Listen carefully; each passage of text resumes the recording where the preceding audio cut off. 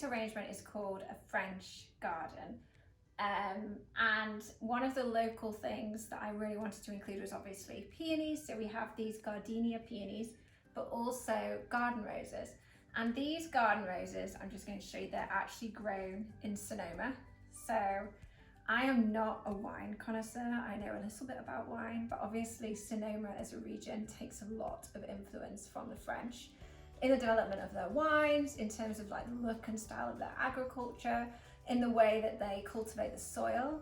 So it's no surprise that these incredible French garden roses grow so well in Sonoma. And we actually buy them from a really cute winery called the Annadel Winery.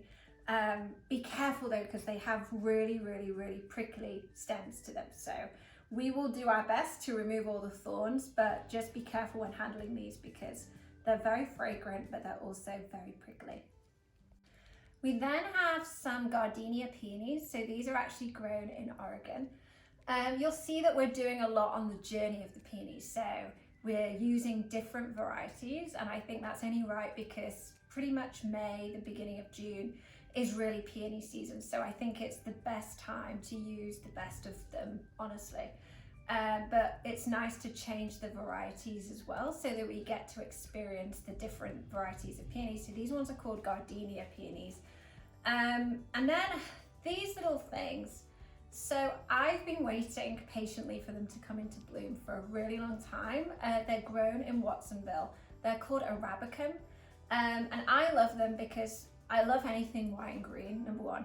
And then they have these tiny little black dots inside of them. They're really resilient. They last for a long time. And they just have this beautiful like wildflower texture, which is really nice.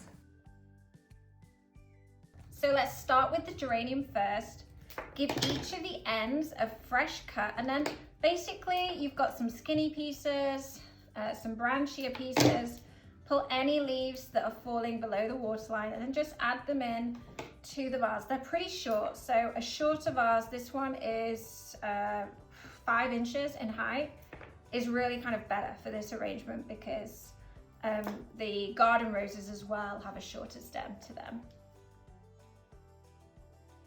And then let's add in the focal flowers, so the gardenia peonies. Strip any leaves that fall below the waterline and then just give them a fresh cut and add them inside the middle of the fresh smelling geranium.